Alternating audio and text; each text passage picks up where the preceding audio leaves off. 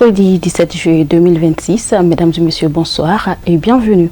À la une, la visite de courtoisie entamée par le guide spirituel des Ansar, président du Haut Conseil islamique du Mali, du groupement de leaders spirituels musulmans, Seyd Chérif Ousmane Madani Haïdara, se poursuit dans la capitale ivoirienne. C'est dans ce contexte qu'il a été reçu par les personnalités religieuses ce mercredi 15 juillet 2026. Notre envoyé spécial Bouya Koulibaly, commenté par Kafne Bachili. C'est vers 14h passé de 30 minutes que le guide spirituel des Ansar, président du Haut Conseil islamique et du groupement des leaders spirituels musulmans du Mali, Seyd Chérif Ousmane Madani Haïdara, et la délégation qui l'accompagne ont quitté leur résidence de Riviera 3. Le convoi a traversé plusieurs quartiers pour effectuer ces différentes visites.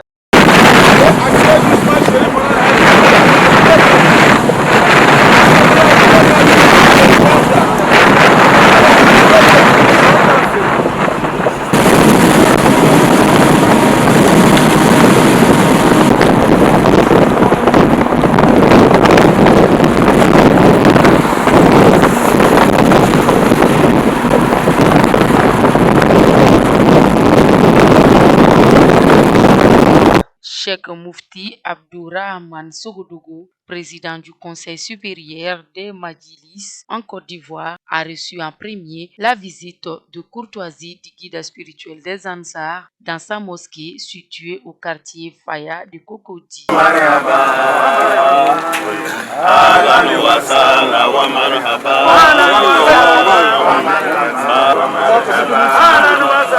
Cette visite de courtoisie et de reconnaissance s'inscrit dans le cadre d'une amitié fraternelle basée sur la foi islamique et la cohésion sociale. Au cours de cette visite, le cheikh Moufti Abdourahmane Sogodougou a remis un tableau à son hôte de marque pour ses inlassables et innombrables efforts consentis à travers le monde en faveur de toute l'humanité.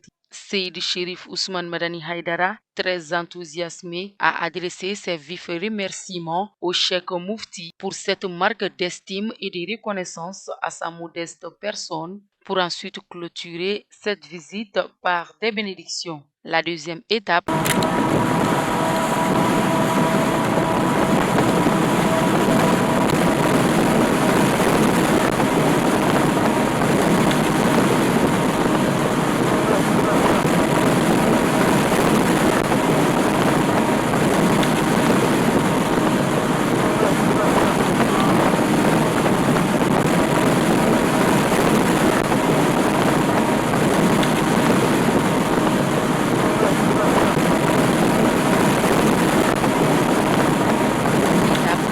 Le guide spirituel des Ansar, Seyd Chérif Ousmane Madani Haïdara et sa délégation au domicile du docteur Cheikh Moustapha Sonta, calife général de la Torika Tidjania en Côte d'Ivoire, dans sa résidence au quartier PK18 à Abobo. Arrivé vers 17h passé les 30 minutes, le calife général, sa famille et ses adeptes ont réservé un accueil digne du rang du guide spirituel des Ansar. Impatients, tous étaient déjà au portail pour lui souhaiter la bienvenue dans leur demeure. Après les civilités, les échanges entre les deux personnalités ont notamment porté sur la paix. Il faut retenir que le guide spirituel des Ansar, Seyd Chérif Ousmane Madani Haïdara, tissait un lien fort et fréquentait déjà cette famille depuis 1979, du vivant du père de Cheikh Moustapha jusqu'à nos jours. En guise de reconnaissance, le cheikh Moustapha Sonta a remis un livre retraçant la biographie de son père, Ladjin Guéré, au président de la fêtière islamique du Mali. Pour terminer, une visite sur la tombe du défunt Ladjin Guéré, père de cheikh Moustapha,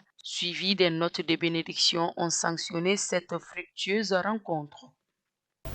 Le ministère des Maliens établis à l'extérieur et de l'intégration africaine a organisé la 2e édition du Forum international de la diaspora, placé sous la haute présidence du président de la transition, le général d'armée Assimi Goïta, représenté par le Premier ministre, le général de division Abdoulaye Maïga.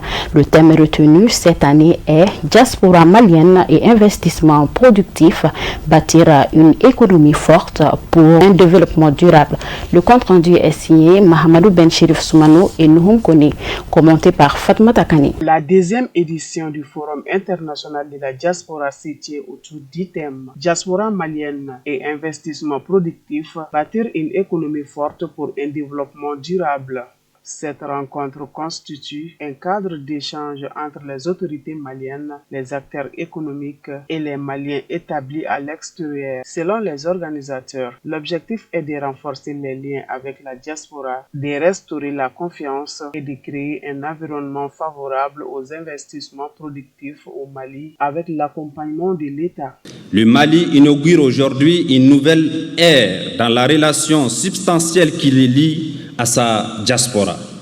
Notre dessein ne se limite plus à la seule facilitation des flux financiers. Notre ambition suprême est désormais de transmuter les compétences en opportunités, les opportunités en investissements productifs, les investissements en entreprises florissantes et les entreprises en emplois pérennes pour notre jeunesse. Telle est la quintessence du thème qui sous-tend cette 2e édition de notre forum, que je cite, Diaspora malienne et investissement productif, bâtir un Mali économiquement fort et un développement durable. Les investissements productifs s'imposent aujourd'hui comme le levier le plus puissant pour catalyser la métamorphose économique de notre pays. Ils sont le ferment de la création d'entreprises, le moteur de notre industrialisation, l'aiguillon de la modernisation de notre agriculture, le terreau de l'innovation et le bouclier de notre souveraineté économique.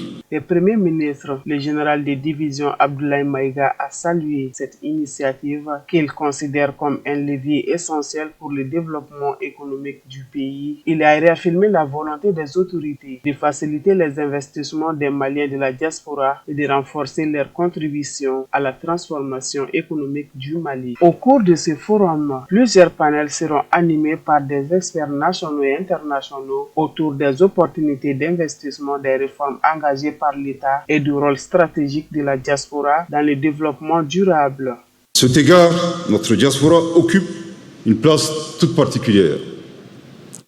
Par son savoir, son expérience, ses investissements et son engagement, constitue un partenaire stratégique de notre développement national. Partout où un Malien réussit par son travail, son talent ou son esprit d'entreprise, c'est le Mali qui gagne en crédibilité, visibilité et en influence. C'est pourquoi la vision portée par son Excellence le général d'armée Assimi Goïta, président de la transition, chef de l'État, est de faire de la diaspora un acteur majeur du progrès économique et social de notre pays. Distingués invités, mesdames et messieurs, aujourd'hui notre défi collectif est de transformer les liens profonds qui unissent nos compatriotes à leur pays d'origine en une dynamique durable d'investissement, d'innovation, de transfert de compétences et de création de richesses. Il s'agit de faire de cet attachement à la patrie un puissant levier de croissance, de création d'emplois et de prospérité au service de notre nation. Au-delà des transferts financiers qui demeurent essentiels pour de nombreuses familles, le Mali a ambition de mobiliser davantage le potentiel économique, scientifique et entrepreneurial de sa diaspora. Notre objectif est en effet d'encourager les investissements productifs, de valoriser les expertises, de stimuler l'innovation et de favoriser des partenariats créateurs de valeur ajoutée et d'emplois durables. Conscient de ces enjeux, le gouvernement poursuivra les réformes engagées pour améliorer le climat des affaires, renforcer la confiance des investisseurs, simplifier les procédures et créer un environnement toujours plus favorable à l'initiative privée, notamment celle de nos compatriotes établis à l'extérieur. Rappelons qu'au cours de la cérémonie d'ouverture, les participants ont suivi la projection d'un film institutionnel mettant en lumière les enjeux, les ambitions et les retombées attendues du Forum international de la diaspora.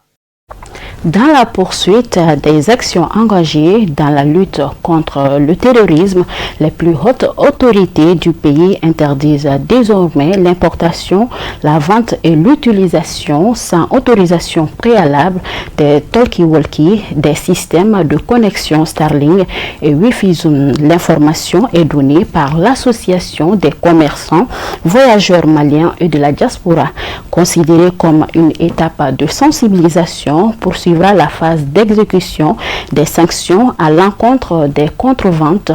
Très prochainement, pour plus de détails, nous avons proposé les explications des responsables de la Covanadia. Ils sont au micro de notre reporter Samaïra Sandro et Seydou Niari. Et ceci est un message pour nos camarades qui utilisent l'appareil Starlink et Wi-Fi Zone. Voici l'appareil concerné. L'utilisation de cet appareil-là est formellement interdite par les autorités de régularisation AMRTP. C'est cet appareil-là aussi qui fournit, qui permet à donner des connexions illégales qu'on appelle Wi-Fi Zone. Ça aussi, c'est formellement interdit.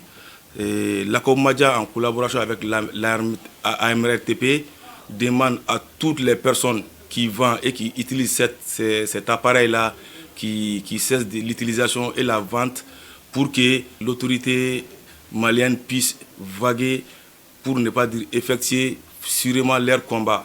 Parce que d'après les informations, les terroristes utilisent ce genre d'appareils que les terroristes utilisent pour leur communication. Raison pour laquelle on a jugé nécessaire d'informer, de sensibiliser tous les opérateurs économiques qui amènent cet appareil-là et les gens aussi qui utilisent de cesser l'utilisation et la vente de ces appareils-là. Et ça, c'est les talkie-walkie. L'utilisation de ces talkie-walkie-là n'est pas formellement interdite, mais ça demande une réglementation. Donc, toute personne qui utilise cet appareil talkie-walkie-là doivent se rendre à l'AMRTP pour réglementer la fréquence. On a eu à effectuer une rencontre au niveau de la Chambre de commerce pour sensibiliser les commerçants qui amènent ça et les personnes aussi qui utilisent cet appareil comme Wi-Fi Zone. Même hier, après l'intervention du premier vice-président de la Chambre de commerce, il y a eu certains vendeurs de connexions qui ont eu à appeler les présidents par rapport à ces dossiers.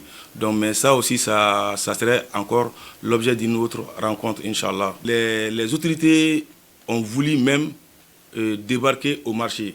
C'est nous qui ont intervenu pour qu'ils laissent d'abord qu'on essaie de communiquer là-dessus, sensibiliser nos camarades et après, toutes les sensibilisations, si les personnes qui s'entêtent et qui continuent à utiliser ces appareils-là, vraiment, il y a une équipe mixte qui est mise en place qui vont rentrer dans tous les marchés, dans toutes les communes pour voir qui utilise ça, qui vend ça. Les sanctions vont tomber. Merci. La saison des pluies est une période particulièrement délicate pour les usagers de la route. Conduire en toute sécurité exige une vigilance accrue et le respect de plusieurs préoccupations afin de prévenir les accidents. Chaussée glissante, baisse d'adhésion de pneus, visibilité réduite, bon fonctionnement des essuie-glaces et contrôle de l'état du véhicule sont autant d'éléments essentiels à prendre en compte avant d'entreprendre un long trajet. Il est également recommandé de consulter les prévisions météorologiques. Conseil du promoteur d'auto-école Canada au micro de Mahamadou Benchirif Soumanou et Bagari Traoré. Ce qui est important, surtout en période pluviométrique, il faut faire beaucoup attention à certaines situations. Par exemple, il faut que les véhicules soient entièrement équipés d'essuie-glaces. Ça ne se négocie pas.